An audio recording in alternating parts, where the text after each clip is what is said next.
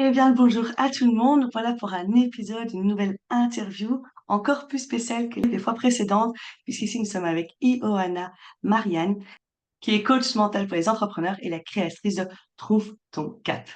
Alors, sa mission, c'est de transformer l'humain derrière le business pour permettre à chaque femme de dépasser son plafond. Vous voyez, quand on se cogne et qu'on n'arrive plus à avoir les résultats qu'on souhaite, pour qu'on puisse tout simplement atteindre ses objectifs de manière plus fluide, plus sereine, dans la joie et la simplicité.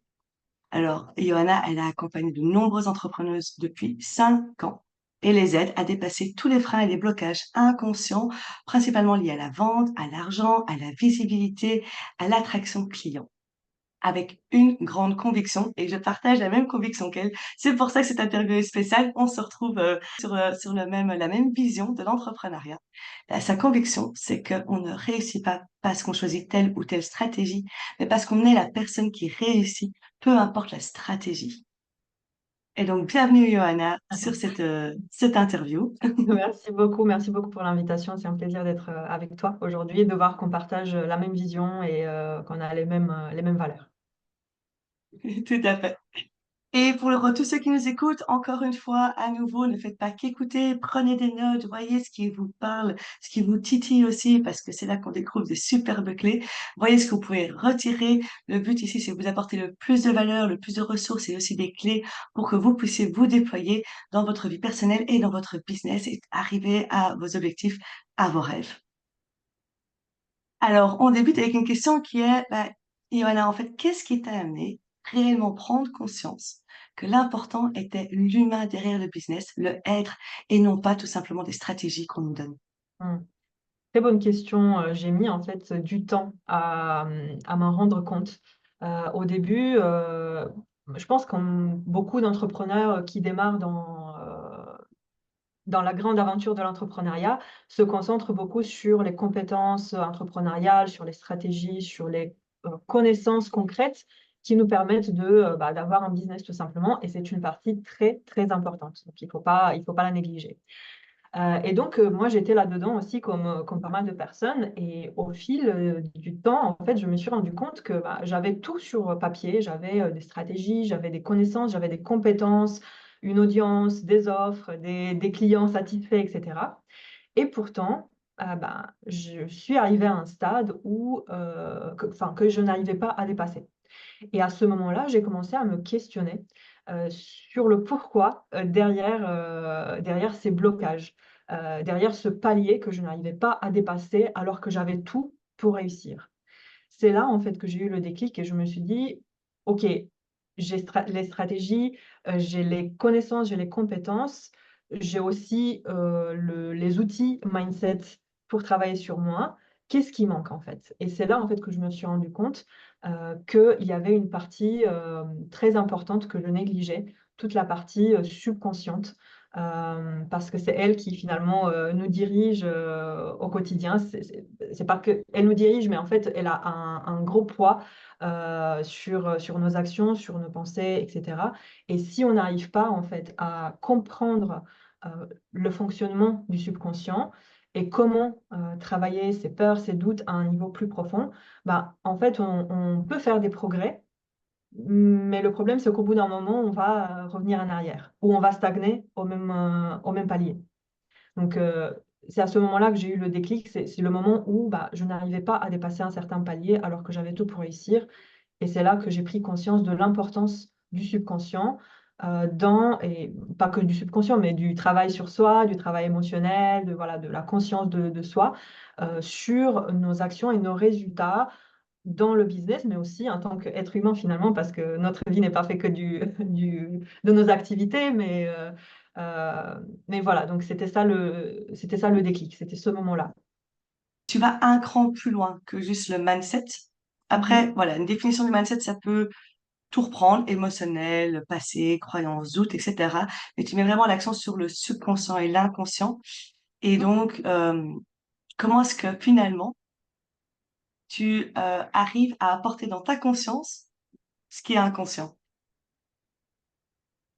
Ouais, bah, justement, effectivement, c'est une bonne question. Ce qui m'a permis, en fait, de faire remonter à la conscience ce qui était inconscient, c'était déjà de porter attention sur, les schémas qui se répétaient dans ma vie et dans mon business. D'observer sans jugement, sans m'autoflageller, en fait, d'observer depuis un espace neutre, qu'est-ce qui se passait concrètement? Quels étaient les, résultats que j'obtenais tout le temps? Quels étaient les schémas, qui se répétaient? Et quand je parle de schéma, ça peut être, par exemple, un certain chiffre d'affaires que je n'arrive pas à dépasser ou, des personnes qui viennent me dire enfin des clients potentiels qui viennent me dire tout le temps la même chose. Par exemple: «C'est trop cher» ou, «C'est pas le bon moment» ou tu vois? Ce genre de situations qui se répètent, ce genre de personnes qui viennent mettre un miroir, en fait, ce qui se passe en nous. Je trouve que le business est un formidable miroir finalement de notre monde intérieur et donc quand on arrête de vouloir à tout prix, dépasser ses peurs, dépasser ses doutes, atteindre un tel objectif et on met en pause un peu le brouhaha et la frénésie de l'action. Quand on arrive en fait à mettre pause et à regarder ce qui se passe, on commence à observer en fait un fil rouge conducteur en fait. Et c'est le fait de ralentir un peu, de se poser avec soi et de se demander: «Mais qu'est-ce que je remarque dans ma vie qui se répète dans mon business? Quel est le type de client que j'attire? Quel est le type de situation que j'attire? Qu'est-ce que je me dis tout le temps? Dans quelle situation je me retrouve en continu?» Et c'est là, en fait, qu'on peut faire, remonter à la conscience des choses dont on n'avait pas, encore conscience, tout simplement, parce qu'on n'avait pas pris le temps de les observer. Donc ça, c'est un premier point, observer et là où on tombe dans le piège, c'est que parfois on observe, mais on se juge en même temps.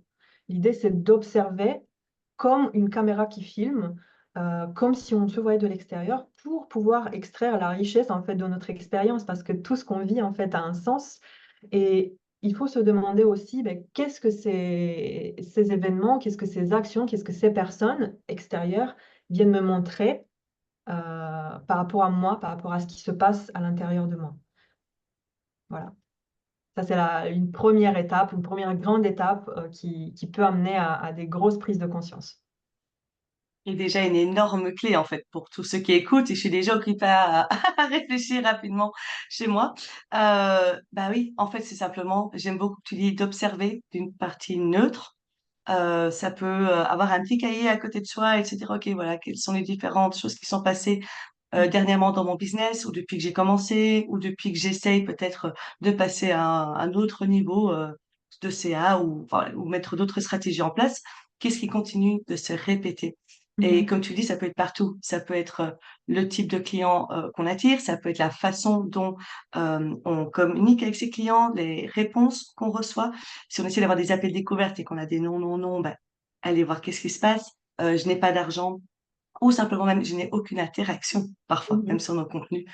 Oui. Hem, ouais, c'est tout simplement s'observer et j'aime beaucoup que tu dises neutre parce que, je suis très forte dans l'observation aussi, mais je remarque qu'on est rapide dans les jugements. Ouais. Voilà.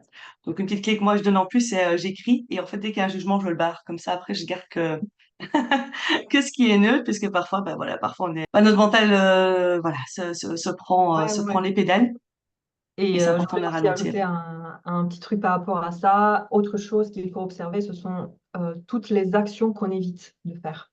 Parce que souvent, on aime bien rester dans ce qui est connu, dans les actions qu'on maîtrise, qui ont bien fonctionné jusqu'à un moment donné, mais on n'ose pas aller au-delà. Et il y a surtout, certaines actions, certaines, décisions aussi qu'on évite, qu'on repousse tout le temps par peur de, parce qu'on ne sait pas ce que ça va donner et cetera et cetera. Donc il faut regarder où est-ce qu'on procrastine, sur quelle décision, sur quelle action on procrastine et là aussi, ça peut faire remonter énormément de choses, qui se cachent dans le subconscient, énormément de peurs.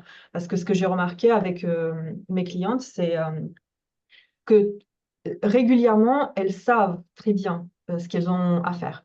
Elles savent quelles actions poser, elles savent quelle stratégie, déployer et si elles ne le savent pas, bah, elles peuvent se former. Le problème, c'est que même quand on a les connaissances et les compétences, parfois, on n'arrive pas, en fait. Il y a quelque chose comme un frein, quelque chose à l'intérieur de nous qui nous bloque, en fait, d'aller de l'avant et de poser ces actions. Et là, c'est un très intéressant indicateur qu'il faut regarder ce qui se passe, oui, au niveau du mindset, des pensées qui tournent en boucle, mais aussi, bah, qu'est-ce qui se passe en dessous de ces pensées, parce qu'il y a autre chose peut-être à creuser à un niveau plus profond. C'est d'aller voir en fait le niveau caché de l'iceberg. Ton Exactement, symptôme, c'est les cycles qui se répètent, ce que tu ne fais pas. exactement. Le second, c'est ben, les schémas que je me répète, peut-être les mots que je me dis, les excuses que je me trouve aussi, elles sont fantastiques, celles-là aussi, pour aller voir ce qu'il y a. Si nous titille, parce que si par exemple, la seconde, vous n'occupez pas à vous raconter, ça vous titille, haha, super bonne Ouais, opportunité. Et le dernier niveau, c'est en fait ce qui se passe inconsciemment. Et on a des histoires qui se racontent inconsciemment, qui font qu'on ne fait aucune action ou qu'on se répète toujours la même chose. Il y a des portes qu'on ferme complètement et on n'en a pas conscience. Et c'est vrai que ça, c'est tellement, tellement puissant. Alors moi, j'avoue que je démarre mon ouais. business, comme bah, ceux qui nous écoutent le voient, ça fait 6 mois.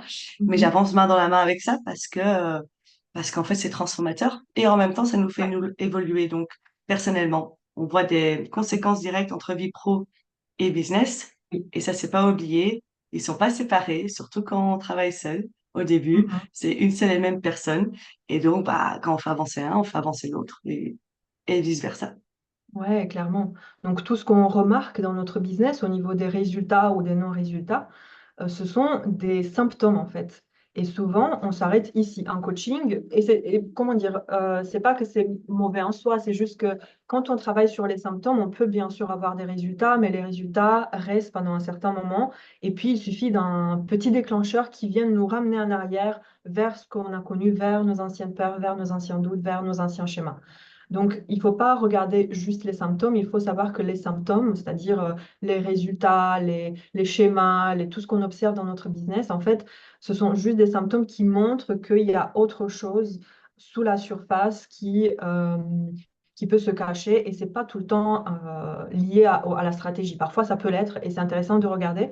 Et la stratégie, c'est pas à jeter par la fenêtre, hein. Et je travaille aussi sur la partie stratégique avec certaines de mes clientes, mais il faut aussi savoir interroger les clients et savoir s'interroger soi-même aussi pour comprendre est-ce que au-delà de la stratégie, il y a autre chose qui pourrait freiner de l'intérieur la réussite, voilà, l'atteinte des objectifs. Donc, c'est avoir les connaissances. Donc, clairement, il faut apprendre. Il faut apprendre les stratégies, il faut apprendre Bien sûr. l'entrepreneuriat. C'est un métier à part entière en plus de ce qu'on propose à nos clients. Donc, hyper important de le faire. Son Mhm. mindset, parce qu'il y a quand même des postures à avoir, il y a des choses à faire. Et ce qui est intéressant, c'est quand tu travailles le mindset, tu découvres aussi ce qui fait qu'il y a encore des blocages inconscients qui t'empêchent d'avoir ce mindset et qui t'empêchent d'appliquer ces stratégies ou Mhm. de les appliquer à moitié ou d'y aller avec un minimum d'énergie. Ça se ressent. Nos prospects, nos clients, notre audience le ressentent quand on n'est pas à fond dedans ou qu'on a des peurs. Et donc, je trouve ça fort que tu lis les trois. D'ailleurs, je pense que tu as trois piliers exactement dans ton accompagnement. Mhm.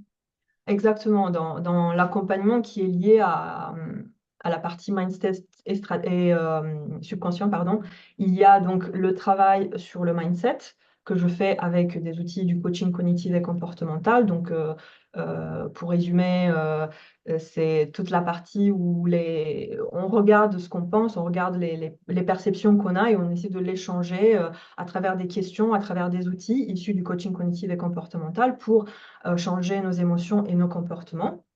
Et ça fonctionne très bien pour des croyances qui ne sont pas très bien ancrées.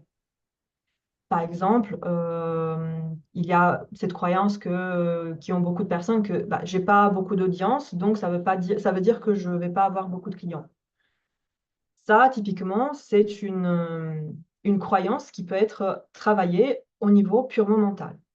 Mais pour tout ce qui est croyance identitaire, croyance, qui est très profondément ancrée, là, par exemple, je travaille sur la partie subconscient, donc c'est le deuxième pilier, reprogrammation du subconscient et libération émotionnelle également, qui permet en fait justement de travailler sur, tout ce qu'on croit par rapport à nous et qui est tellement ancré en nous qu'on n'arrive pas juste à changer les croyances comme ça, en claquant des doigts ou en utilisant un petit outil de coaching. Le coaching, c'est excellent pour certaines croyances, mais il peut s'avérer insuffisant pour tout ce qui est hyper bien ancré, pour des histoires de vie qu'on a vécues, pour ouais, des croyances qui font partie intégrante de notre identité. Oui, et qui sont construites avec notre passé, notre histoire, et on en a tous, et c'est OK. Oui, On se construit tous avec ça. Euh, et elles nous ont servi à un moment parce qu'on n'a pas oui, c'est construit, on n'a sûr. pas mis ces croyances pour rien. Elles nous ont aidé Mmh. à survivre, à avancer, etc. Mais en se lançant à son compte et en faisant des choses qu'on n'a jamais faites, bah, elles Ouais. peuvent venir nous bloquer. Et il y Mmh. a des croyances porteuses qui viennent aussi de notre passé, de ce qu'on a vécu, Ouais, de, voilà, de notre sûr. éducation. Et puis il y a des croyances qui sont limitantes. Et c'est intéressant de jouer avec les deux, c'est intéressant d'aller voir les deux sans jugement, sans censure, sans non plus en avoir peur. C'est ce qui est aujourd'hui, c'est ce qui fait qu'on est là aujourd'hui. Elles nous ont donc aidés. Et puis bah, si on veut passer à la suite, il va falloir aussi aller, moi j'aime bien dire couper l'élastique qui te traîne en Mmh. arrière. C'est ça. Je me demandais justement si, justement, dans le fait d'aller toucher la cible des femmes, quelle est ta vision derrière, en fait? Quelle est la raison, le pourquoi, la mission que tu te donnes, en fait, finalement, à aider ces entrepreneuses à débloquer tous ces freins? Bah, c'est sûr que quand on regarde en fait, comment les femmes, réfléchissent, comment elles se sentent, dans l'entrepreneuriat, c'est vrai que c'est moins évident. On a moins d'exemples de femmes qui ont réussi, ou des femmes hem, qui ont des business florissants en étant elles-mêmes, en suivant leur, désir d'âme, en suivant leur passion. Et on remarque en fait à quel point c'est plus difficile d'être à l'aise avec la vente.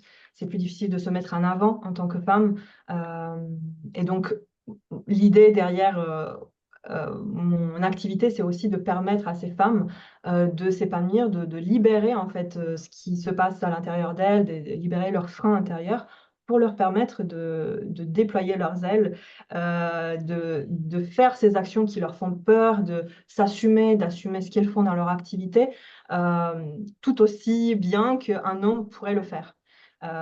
C'est pas une question de compétence, c'est peut-être juste une question souvent une question de manque de légitimité, ou de manque d'exemples qu'on a, pour nous permettre aussi d'avancer et de se déployer. Un Donc manque voilà, d'autorisation personnelle. un manque On se met des d'autorisation personnelle. autolimitations. Voilà. Oui, oui, exactement. Ouais, on s'autorise peut-être moins à prendre la place, à parler, à assumer fortement même nos opinions. Euh, Oui. Voilà. Et c'est vrai, je te suis absolument. J'ai plus ou moins, enfin, la même Mmh. mission. C'est, ouais, d'aider à pouvoir s'incarner, à s'autoriser tout pour, Oui. après, ben, aussi permettre à d'autres personnes de Mmh. s'incarner, de s'autoriser tout, etc. Puis on a Ouais. les ailes du papillon et c'est ainsi qu'on transforme petit à petit le monde dans lequel on est. Ouais, c'est sûr et le sujet du plafond de verre, ça touche beaucoup plus de femmes que d'hommes, pour plein de raisons différentes. C'est pas toujours une question de mindset ou de subconscient, hein. C'est aussi il faut prendre en compte, la société dans laquelle on vit et comment elle a été construite et qu'est-ce qui se passe, voilà, autour de nous, pour voir que, bah, il y a certaines inégalités qui se perpétuent de génération en génération. Donc, c'est ça aussi ce qui est important dans le coaching, c'est de prendre en considération, les problèmes systémiques et de pas de mettre tout le poids sur, le mindset de la personne ou voilà, de pas la blâmer ou autre chose parce que c'est pas toujours, une question de croyance ou une question de problème au niveau du subconscient. Il y a aussi des problèmes, sociétaux, en fait. Donc l'idée avec le coaching et l'accompagnement, les différents types d'accompagnement qu'on fait, c'est de permettre aussi à ces femmes de se rendre compte que, il y a une partie sur lesquelles, bah, on ne peut pas forcément agir, mais il y a aussi une part sur laquelle on a un pouvoir. Donc nous, en coaching, on essaye de redonner ce pouvoir, d'aider les femmes à, bah, prendre leur place et faire avec ce qu'elles peuvent et avec ce qu'elles ont à ce moment-là pour y arriver tout simplement. Ouais, parce que chacun son contexte, c'est sûr. Et moi, dans beaucoup de mes clientes qui ont des enfants, c'est très compliqué d'arriver à avoir assez de temps pour le business. Et donc, elles se blâment, ben non, je prends pas le temps, j'ai pas le temps, ça va pas. Alors, il y a une partie de que c'est une excuse pour pas avancer, très bien, donc on va voir ça. Il y a une partie que c'est vrai, donc il y a de l'empathie aussi derrière. Et après, c'est d'aller trouver l'opportunité. Ok, j'ai ça, c'est réel. Mais alors, comment est-ce que je vais faire avec? Comment est-ce que je peux faire autrement pour que finalement ça ne vienne quand même pas me bloquer complètement. Ça m'empêche pas de continuer à ramer pendant des années peut-être. Et juste d'avoir conscience aussi que c'est le contexte, on fait avec. Il y a peut-être Mmh. des choses qui vont prendre un peu plus lentement, ou peut-être pas, parce que c'est beaucoup de ressources que ces femmes ont en étant maman, par exemple, que d'autres personnes qui le sont pas n'en ont pas nécessairement accès. Ouais, Elles vont pouvoir connecter différemment avec d'autres prospects et mieux les comprendre. Mais c'est pas se dire, OK, je suis bloquée, c'est comme ça, c'est mon contexte et c'est fini. Ou j'ai cette croyance, j'ai cette peur, j'ai eu ces expériences dans le passé, donc moi c'est comme ça et c'est fini, je pourrai jamais faire autrement. C'est de prendre conscience qu'il y a des possibilités de faire autrement. Donc le autrement, c'est de voir les opportunités, comme ouais. tu dis, de le faire avec notre contexte et aussi d'aller bouger ce qu'on s'autorise, ce qu'on ne s'autorise pas au niveau inconscient. Euh, il y a tellement de piliers, hein. On parle de stratégie, on parle de mindset, on parle d'inconscient, on parle de contexte. Mais en fait, c'est ça qui fait une personne dans son entier. Et l'entrepreneuriat, et le coaching, c'est prendre la personne dans son entier. Exactement, c'est un métier formidable, mais c'est pas un métier facile en fait, parce que pour bien accompagner une personne, il faut prendre en compte différents, enfin, pas différents, mais tout ce qui fait qu'on est nous-mêmes. On a les émotions, on a les pensées, mais on a aussi, bah, le monde dans lequel on vit. Et donc, il faut apprendre aussi à accompagner au sens global, pas s'arrêter juste sur le mindset ou juste sur le subconscient ou les émotions. Essayer de mixer un peu tout parce qu'on n'est pas qu'un cerveau, on n'est pas que des émotions, on est un tout, en fait. Et quand on travaille sur ces 3 aspects à la fois, mindset, subconscient et émotion, c'est là, en fait, qu'on peut voir, des résultats qui durent aussi dans le temps. Pas forcément des résultats instantanés parce que c'est quasiment, je vais pas dire jamais, mais quasiment jamais de l'instantané. Mais c'est quand même beaucoup plus rapide et plus, durable, quand on travaille sur ces 3 piliers-là. Bien que tu rajoutes le fait que c'est pas nécessairement instantané. Parce que parfois, quand on parle d'aller bouger des choses dans l'inconscient, d'aller couper le frein qui nous tient en arrière, on pense un peu solution magique et du jour au lendemain, boum, il n'y aura plus. Bah non, non, ça va pas se faire comme ça. Déjà, il faut le temps d'intégrer, il faut le temps de bouger, et puis à un moment ou l'autre, ça va se faire. Parfois même, ça va même se faire un peu inconsciemment. C'est-à-dire que on va tout à coup ne plus avoir, ah, j'ai pas pensé comme ça cette fois-là. Oh, j'ai mis ça en place. Oh, j'ai perçu cette situation d'une autre manière. Oh, j'ai eu cette idée-là et ça s'est mis où. Et donc en fait, ça demande d'accepter de s'autoriser aussi qu'on va évoluer dans le temps et c'est pas un saut quantique du jour au lendemain où pouf, tout ce qui nous retenait en arrière part. On va, on avance vers ça. Ça va se faire. La différence, ça va peut-être être que ça ne va plus être une énorme souffrance à garder au fond de soi. Ça va plutôt ouvrir des portes plus grandes pour que d'autres choses puissent se passer. Et ça va se montrer, ça va se mettre dans la matière à un moment. Ouais, tu soulèves un point hyper important, ce besoin en fait de gratification instantanée, qui est nourri en fait par le marketing traditionnel, qui nous pousse à communiquer sur, des résultats en 30 jours, des résultats en 90 jours. C'est pas comme ça que ça se passe en fait. C'est possible, je dirais pas que c'est impossible, mais il faut pas partir du principe que au bout d'une séance d'hypnose ou au bout d'un exercice, où on travaille sur le subconscient, les choses vont, se débloquer comme par magie. Le subconscient, en fait, ce que les gens ne comprennent pas, la plupart des gens qui utilisent ce mot à tort et à travers, c'est que le subconscient, finalement, c'est le corps. Le corps, c'est du physique. Le physique, ça c'est pas rapide, en fait.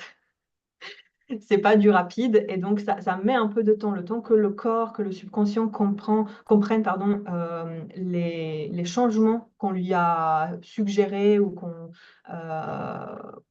les changements qu'on a travaillés avec lui, main dans la main. Ça se met pas en place automatiquement. Il a besoin d'un temps d'intégration. Il a besoin de lenteur. Il a besoin de présence, de conscience et même si c'est pas instantané, on peut remarquer dans pas si longtemps que ça, que les choses commencent à bouger, mais de manière naturelle. C'est-à-dire qu'on s'autorise à faire des choses qu'on ne s'autorisait pas à faire avant. On se surprend à penser différemment. On se surprend à passer à l'action, de manière plus confiante. On se surprend à, penser ou à faire des choses, qu'on ne pouvait pas faire avant, sur lesquelles on procrastinait et on voit aussi, l'extérieur qui vient nous montrer un miroir autre chose. Des opportunités qui s'offrent à nous, des, personnes qui vont nous tendre la main pour, voilà, qui vont, nous demander, de faire une interview, par exemple.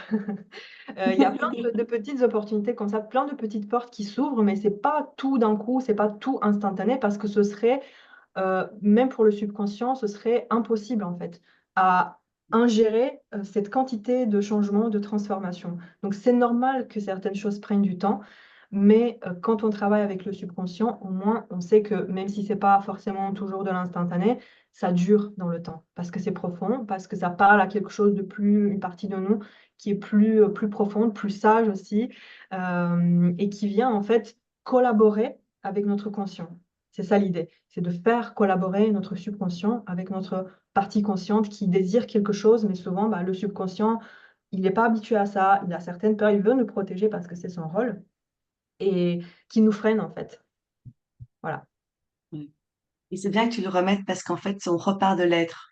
Donc, euh, en prenant, en voulant déployer son business, en repartant de son être, donc avec nos freins, ce qu'on sent, etc., dont on vient de parler, on parle de l'être, on bouge au niveau de l'être aussi. Ouais, Donc, c'est-à-dire que les changements qu'on va voir, ils vont d'abord se passer au niveau de l'être. Et comme tu dis, on va se surprendre. Donc, ouais. mais ça demande de se surprendre, ça se demande aussi d'un peu s'observer. Donc, on continue. Donc, on est parti de observer les schémas répétitifs, ce qu'on évite, et voilà, et le miroir que notre business, notre prospect, notre communication, etc., nous renvoie. On va bouger au niveau de l'être, et puis ça va de nouveau être la même chose, c'est-à-dire que c'est au niveau de l'être qu'on va voir d'autres miroirs. Et puis, en fait, une fois qu'on a bougé, là, il y a le faire, donc ça, c'est les actions qu'on pose, et puis il y a le avoir. Et là, c'est vraiment dans la matière, c'est à ce moment-là que la vie, notre réalité se transforme. Mais c'est littéralement la dernière étape qui se passe, et c'est pour ça que c'est pas de l'instantané. C'est pas du jour au lendemain si j'ai absolument peur. Prends un exemple. Euh, Découvert que moi, connecté avec les autres, donc avec mes prospects, etc., il y a quand même une part inconsciente de moi qui avait peur d'être envahie, vampirisée. Merci, mes expériences passées, etc. Mais j'ai bien intégré ça. Et ben, j'ai découvert dans ma relation avec les autres. Donc cette fois-ci, j'ai pas pris que ma relation de prospect, j'ai gardé ma relation avec des amis, mon entourage, ma famille. Et clairement, bah, si je sais pas connecter à un niveau profond avec ces personnes-là, je vais avoir du mal à connecter à un niveau profond avec mes prospects. Ouais. Voilà, parce communicant. On observe ça, je vois très bien, j'ai été bougée par mes freins, mes peurs, on parle d'envahissement, mais après, c'est pas que du jour au lendemain, boum, je fais que j'ai 10 000 prospects par la main et je signe des clients, voici, Mmh. voilà. Ça se passe pas directement comme ça, mais par contre, alors ce que j'ai observé que, ah ben là, j'ai plus facile à connecter, j'ai montré un peu plus vulnérable, j'ai plus facile à parler de moi, j'ai envie d'aller plus loin au niveau des émotions, à avoir des vraies relations authentiques. Et je vois que mes envies et ce que je veux au niveau de mon être, puis je vois les actions que je fais. Et puis après, ça va être le changement au niveau de la connexion des prospects et puis donc des clients. C'est vraiment important de noter que ça part toujours de soi, en fait. Mmh. Exactement. Souvent, on part de l'avoir, faire et l'être. Mais en fait, l'équation, c'est exactement à l'inverse. On doit être pour pouvoir faire les choses et pour avoir ce qu'on désire. Et c'est pour ça que je dis que la mission de mon activité, c'est de transformer l'humain derrière le business. Parce qu'à ce moment-là, quand on incarne au niveau identitaire la personne qu'on veut être, l'entrepreneur à succès, c'est là, en fait, que les choses commencent à bouger. Pas de manière magique sans passer à l'action, mais justement parce que le subconscient, tout ce qui se, débloque au niveau subconscient nous permet de faire, donc de passer à l'action de manière plus naturelle, plus fluide, avec plus de confiance pour avoir, ce qu'on désire et ce qu'on s'autorise. Parce que souvent, avec le subconscient, le problème, c'est qu'on n'autorise pas. Comme tu l'as dit très bien dans ton exemple, la peur d'être envahi, bah, c'est exactement, même pour avoir des clients, c'est la peur de, par exemple, de ne plus avoir de temps pour soi, la peur d'être drainé de toute son énergie, la peur qu'on nous pose trop de questions, voilà, il y a énormément de peur, c'est parce qu'on ne s'autorise pas à un niveau subconscient à vivre certaines expériences. Donc on part de l'être, le faire et après l'avoir. Mais du coup, déjà au niveau de l'être, quand on travaille ça, le reste se débloque, naturellement. On peut se surprendre à avoir des idées de génie. C'est-à-dire des idées auxquelles on n'avait pas pensé avant, des idées toutes simples, des actions toutes simples, mais qu'on pose de manière spontanée et naturelle et qui viennent ouvrir des portes. Encore une fois, pas forcément pour avoir des chiffres d'affaires mirobolants d'un coup, mais ça, petit à petit, ça ouvre des portes, ça apporte des opportunités. Et c'est comme ça, en fait, que les choses s'enclenchent. C'est pas une question de saut quantique, comme tu l'as dit, c'est une question de petits pas après petits pas pour laisser aussi le temps au subconscient, finalement, de s'adapter à ce changement qu'on désire finalement. Ouais. Et je trouve ça vraiment bien, par exemple, le chiffre d'affaires, l'idée, c'est d'arriver à avoir ces évolutions, en fait, Mhm. et de les marquer. Donc, pour ceux qui écoutent, vraiment, ça, c'est encore une clé. C'est partie de votre aide. Et peut-être, si vous commencez le chemin maintenant ou si vous décidez, ah, ça m'intéresse, j'ai quand même aller bouger, bah, prenez un cahier, écrivez un peu toutes vos pensées, mettez-le de côté, et puis reprenez dans 3 mois, dans 6 mois, et ça aura bougé. Une autre façon de faire, c'est de voir, oh, qu'est-ce que je m'autorisais à faire au tout début ou maintenant, et dans 3 mois, qu'est-ce que je m'autorise à faire, qu'est-ce qui a bougé dans mon business, dans ma vie perso. Même chose avec le CA, je sais qu'il y en a beaucoup qui disent, ah, je suis toujours pas là où je veux. D'accord, mais c'est quoi l'évolution depuis que tu as commencé à travailler sur toi? Qu'est-ce qui a changé? Parce qu'en fait, c'est plein de petits changements qui vont faire que ça paraisse un gros changement dans sa réalité. C'est hyper important de continuer à se rendre compte de ça parce que déjà, ça va se booster. On va voir le chemin qu'on a fait, on va aimer ce chemin et on va pas juste voir tout ce qui reste encore à faire et mettre son focus sur tout ce qui manque. On va aussi pouvoir s'apporter de la fierté, en fait, finalement, parce qu'on faut être très, très, très fier de soi quand on s'autorise déjà à aller Ouais. voir à un niveau inconscient toutes nos limitations. Ouais, et d'ailleurs, c'est tout le principe de l'effet cumulé finalement. Heu, une petite célébration, un petit changement après l'autre, ça fait que finalement, on arrive à notre objectif. Mais si on reste focus que sur l'objectif qu'on n'a pas encore atteint et on se plaint tout le temps: «Bah, j'ai pas eu ça, j'ai pas réussi ça, je suis toujours pas où je voulais être». En fait, c'est comme si, on pouvait rien, cumuler. Si tu vois ce que je veux dire? C'est-à-dire qu'on regarde, l'objectif, mais il y a pas d'énergie qui se cumule, de l'élan qui se cumule et qui vient en fait en regardant ce qu'on a déjà accompli, en regardant la personne qu'on est devenue, en regardant nos petits ou grands accomplissements, peu importe. Mais c'est comme ça en fait qu'on crée l'élan et qu'on crée, le passage, vers ce qu'on désire obtenir. C'est pas juste en regardant devant et en pensant que derrière il y a rien. Ah non, en fait, on part jamais de zéro. Il y a toujours quelque chose sur lequel on peut capitaliser. Il y a toujours des expériences, qu'on peut célébrer, des réussites et cetera, que ce soit professionnel ou personnel, peu importe. Mais il faut regarder aussi en arrière pour pouvoir, prendre de l'élan et se propulser vers cet objectif qu'on désire. J'adore que tu parles d'élan, parce que je viens d'avoir une session avec Jean-Luc Debarter, pour ceux qui le connaissent, voilà, de Business Bénédiction, et il parlait justement d'élan. Et pour ça vous dire aussi, un élan nouveau demande de lâcher prise sur d'autres choses. Et c'est exactement ça, le travail sur le subconscient, c'est un moment, c'est pas de se culpabiliser, j'ai toujours ces pensées-là, j'ai encore ces peurs-là, cette expérience du passé continue à m'embêter.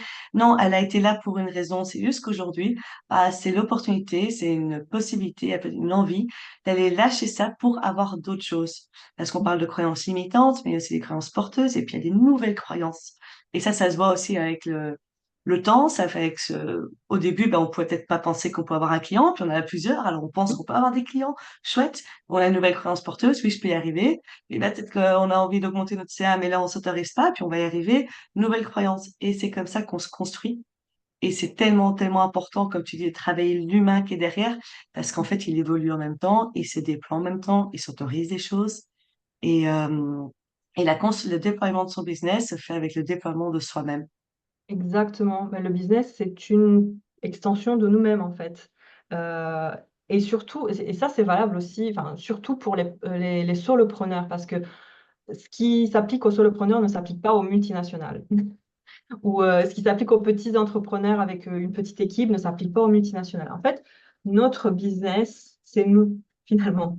Donc ce qui se passe dans notre business est le reflet de ce qui se passe en nous et il faut d'abord, prendre soin de son terrain, je ne sais pas comment dire, psychologique pour, bien le cultiver et pour que ce business commence à se déployer.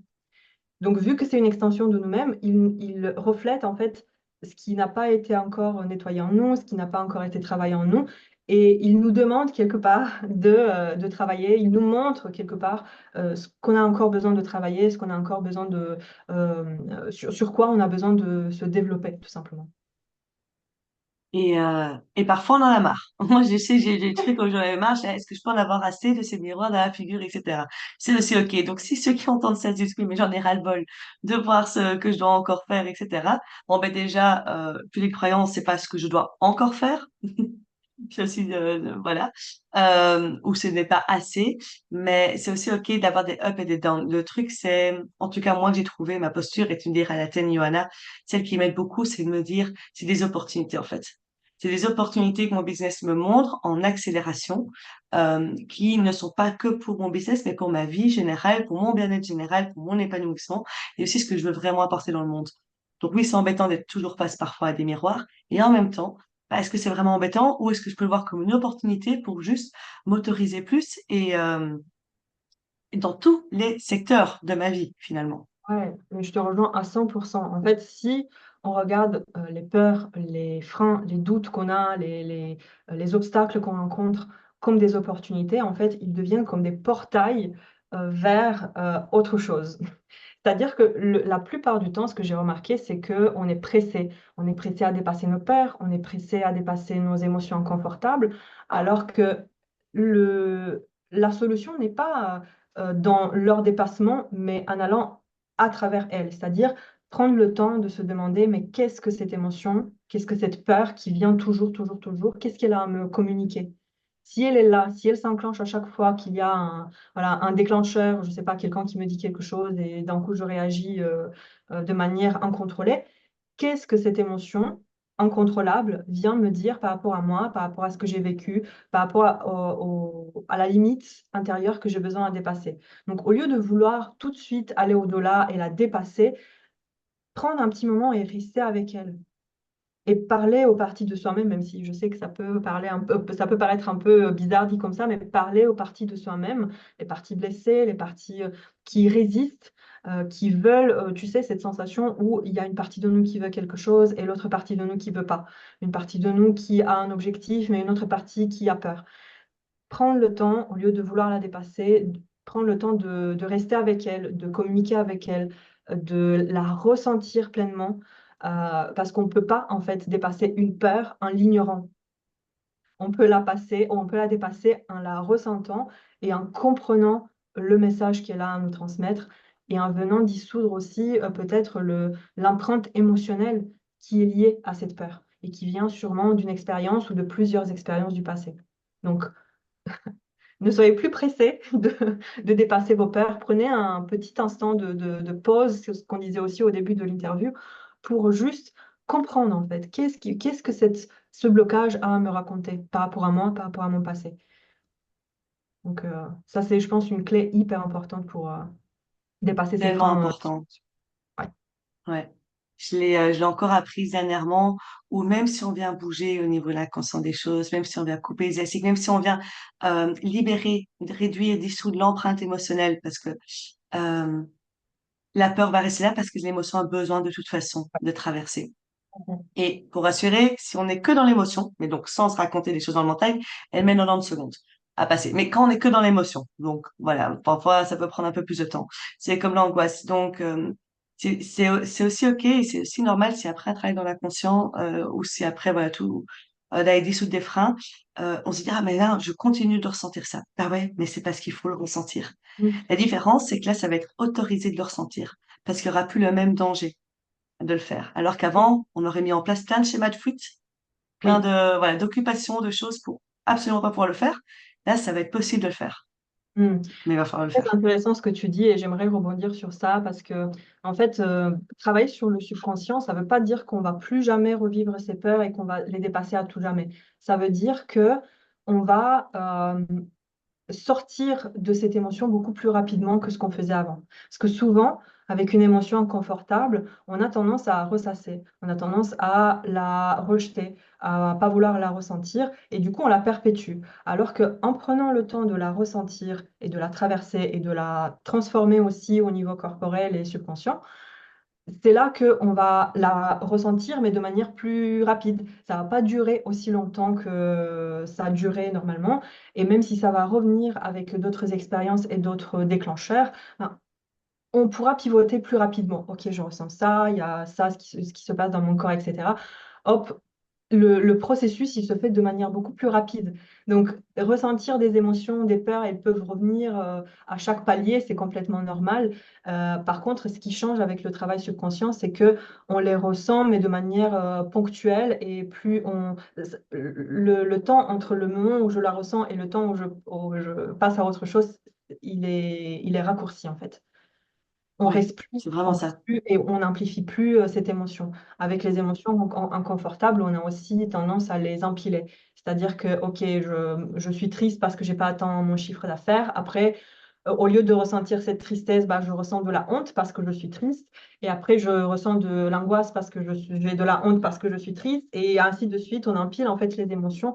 Et c'est un, c'est un cercle vicieux et duquel on n'arrive plus à sortir en fait. Donc, C'est bien que tu parles d'empilement d'émotions parce que ça fait le lien avec les couches d'oignons qu'on parle souvent quand on vient avec les quoi? travailler les couches d'oignons. OK, oui, et oui, oui. Ouais. Et les couches d'oignons, c'est pas une créance sur une autre et c'est pas vraiment des couches qu'on enlève, mais par contre, c'est vrai, on empile des émotions. Et donc, c'est tout à fait aussi logique, comme tu dis, d'être à nouveau parfois un trigger. En fait, c'est pas grave. Ça veut pas dire que tout le travail qu'on a fait avant n'a servi à rien. Déjà, simplement, on va reconnaître qu'il y a une émotion, on va reconnaître qu'il y a un trigger et on va les reconnaître tous les deux et voir en fait quelles sont les croyances qui y sont attachées. Bon, mais déjà, ça, on savait pas faire. Mmh. Et puis après, ça va passer plus rapidement. Ça veut dire aussi que même si on retouche, moi parfois je retouche du doigt une croyance, eh ben, elle vient plus nécessairement me freiner. Oui, Oui. ah, bah voilà, j'ai pensé ça. Ah, c'est pour ça que j'étais un peu triggerée, ça m'a un peu embêtée. Ok, Mmh. bon, très bien, bon, Exactement, bon. Finalement, maintenant, elle exactement. est plus en Ouais. inconscient, elle est passée dans mon mindset, elle a plus beaucoup d'importance. Je suis là, ouais, non, c'est absolument pas vrai, au revoir. Mais avant ça, elle était vraie, elle était tellement vraie que j'y m'y attachais à fond et je continuais d'agir et de réagir en me basant là-dessus. Et c'est là qui est assez puissant, en fait, le travail plus profond. Ouais, ouais, ouais, elles ont moins d'emprise sur nous. Peut-être que ces croyances ne vont pas complètement disparaître, mais quand elles vont ressortir à la surface, ça va pas avoir le même impact qu'avant. Parce qu'on l'a travaillé, on a compris d'où elle vient, on a dissous, l'empreinte émotionnelle liée à cette croyance, donc elle n'a plus de pouvoir sur nous. Elle peut venir nous, voilà, créer une petite émotion, mais ça va pas nous bloquer, ça va pas nous freiner, ça va pas nous empêcher de faire ce qu'on a envie de faire. Parce que comme je disais avant, on sait ce qu'on doit faire. On le sait très bien, il faut arrêter de se mentir. On sait les actions qui vont nous apporter des clients, on sait qui contacter, on sait tout. La stratégie, on la connaît. Si on la connaît pas, il suffit juste de se former, de lire, voilà. Mais si on le fait pas, c'est que il y a ces parties de nous qui nous empêchent de faire. Et quand on travaille sur ces parties de nous, bah, elles se mettent comme ça en arrière. Elles disparaissent pas, elles se mettent en arrière et elles nous laissent agir, en fait, tout simplement. Ouais, c'est vraiment ça. Et c'est pour ça que, enfin, je suppose que tu es de la même team que moi, pas du genre à passer à l'action avec tes peurs, mais Oui, d'abord d'aller comprendre les peurs et puis après te permettre de passer à l'action. oui, oui, oui, effectivement. Voilà, bah, on a tous des façons différentes et j'en ai interviewé d'autres qui passent avec, voilà, chacun son super pouvoir, mais aussi chacun son contexte, chacun Mmh. sa façon de faire, chacun son rythme et c'est hyper important pour ceux qui écoutent à nouveau de prendre ce qui est bon pour soi et de tester aussi, parce que bon, on peut pas vraiment savoir sans tester les choses. Et Oui. on arrive doucement vers la fin et moi je me demandais exactement si ça fait du bien parfois d'entendre par où les gens sont passés et quel toi a été ta plus grande peur, enfin et en même temps ton plus grand succès, d'arriver à la dépasser et qui fait qu'aujourd'hui, tu as un business qui est prospère. Alors, ma plus grande peur, alors j'en ai plein, mais je vais parler d'une en particulier, c'est la peur de faire ce que je suis en train de faire maintenant. C'est-à-dire, de parler devant une caméra, sachant qu'il y a d'autres personnes qui vont regarder, la peur de, voilà, de parler en public, tout simplement, et ça, c'est quelque chose que je dirais que j'ai pas complètement, dépassé, mais je suis là aujourd'hui. J'ai fait des masterclass en live, j'ai fait des vidéos, voilà, c'est pas mon canal de prédilection, mais le travail subconscient, ça m'a permis d'être plus à l'aise, plus confiante, plus détendue aussi devant une caméra et pouvoir m'exprimer comme je m'exprime aujourd'hui. Donc ça, c'est l'une des principales peurs que j'ai eues, de me montrer, d'être vue, d'être écoutée. Hem et voilà, la preuve, c'est que je suis aujourd'hui et que ce travail subconscient fonctionne. Exactement, parce que ça voudrait dire aussi, pas nécessairement ton canal de prédilection, donc t'es pas obligé d'utiliser tout le temps, mais tu ne refuses pas les opportunités. Et ça, c'est toute la différence. Ouais, exactement et tu m'as demandé aussi quelle était ma plus grande Ton plus réussite, grand succès. mon plus Oui. grand succès. Vu qu'on en parlait, de regarder notre chemin en arrière et de se dire, waouh, j'ai fait ça quand même. Alors, ouais, ouais, je dirais que le plus grand succès, c'est de faire les choses dans mon business à ma manière. C'est-à-dire d'utiliser bien sûr des stratégies, de poser des actions comme tout le monde, mais de faire les actions qui moi me plaisent, les stratégies qui sont alignées à moi, sans me forcer à faire des trucs que j'aime pas, sans me forcer à faire des trucs, avec lesquels je ne suis pas alignée. Je trouve que c'est un succès que je souhaite à tous les entrepreneurs d'avoir un business où ils peuvent faire ce qu'ils ont envie de faire. Et Ouais. ça vient aussi avec le travail subconscient parce que c'est là qu'on s'autorise en fait à réussir à notre manière, sans forcément se plier à suivre, tous les astuces ou tous les conseils ou toutes les stratégies qu'on voit chez les autres, parce que ce qui fonctionne chez les autres, c'est pas forcément ce qui va fonctionner chez nous. Donc c'est important de bien se connaître, de savoir ce qui fonctionne pour nous et de faire ce travail intérieur de libération émotionnelle, de mindset et de subconscient pour réussir à sa manière et je trouve que ça, je dirais que c'est mon plus beau succès.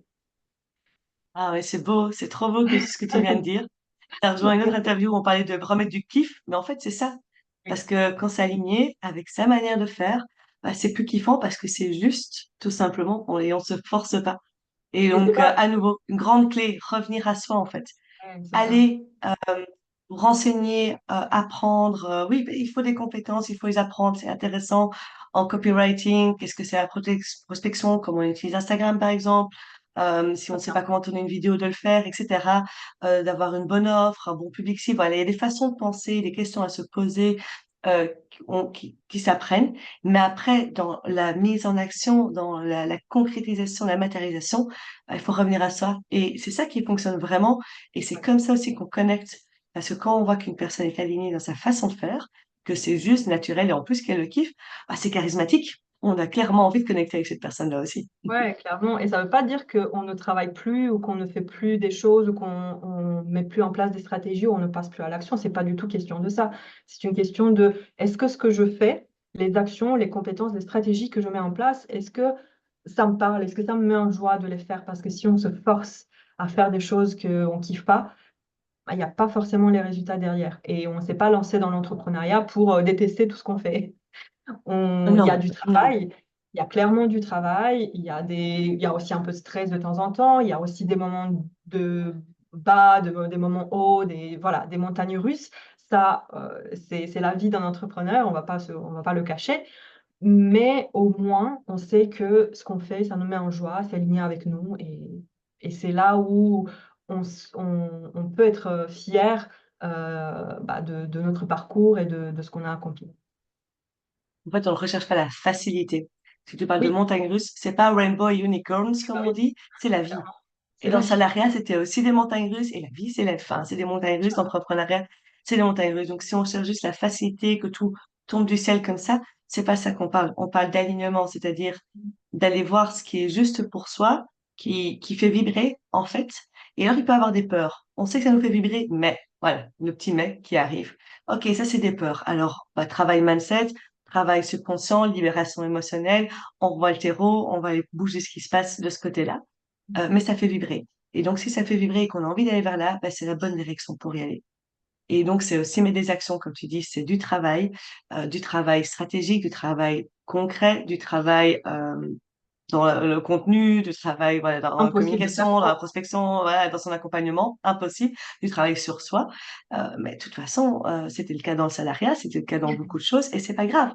L'important, c'est que ça fasse vibrer, que ça fasse kiffer, que ce soit aligné. Et ça, ben, tu es la quatrième personne que j'interviewe et on dit tous la même chose. Ouais, dès qu'il y a quelque Et donc, chose c'est aujourd'hui, à ouais, il y a quelque chose à reprendre, hein, ouais. Donc, si aujourd'hui, pour ceux qui nous écoutent, tu dis, ah là là, non, moi, je veux de la facilité, bah, ce sera peut-être le moment d'aller faire un petit travail au niveau de la conscience pour voir pourquoi c'est tellement important d'avoir besoin de la facilité. ouais. Il y a une différence entre facilité et simplicité. Ça peut être simple, ça ne veut pas dire forcément que c'est facile, mais c'est simple quand on fait les choses avec lesquelles on est aligné. Quand on le fait pas, quand on se force à faire des choses qu'on n'a pas envie de faire, on a l'impression d'aller contre soi-même.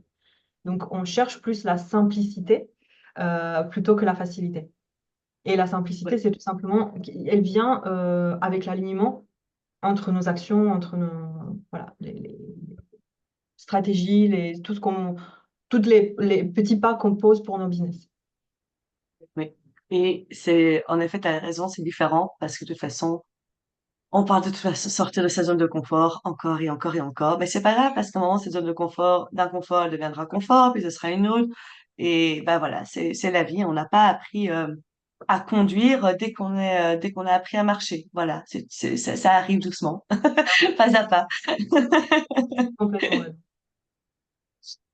Est-ce que tu aurais un dernier message pour les personnes qui nous écoutent, donc des personnes qui aujourd'hui se demandent peut-être bien ce qu'elles doivent faire pour faire décoller leur business, se demandent peut-être bien quelles autres, voilà, est-ce qu'elles peuvent aller bouger chez elles, euh, voilà, qui se posent ces questions sur comment elles vont pouvoir atteindre leur objectif, que ce soit au niveau de leur vie personnelle ou que ce soit au niveau de du déploiement de leur business.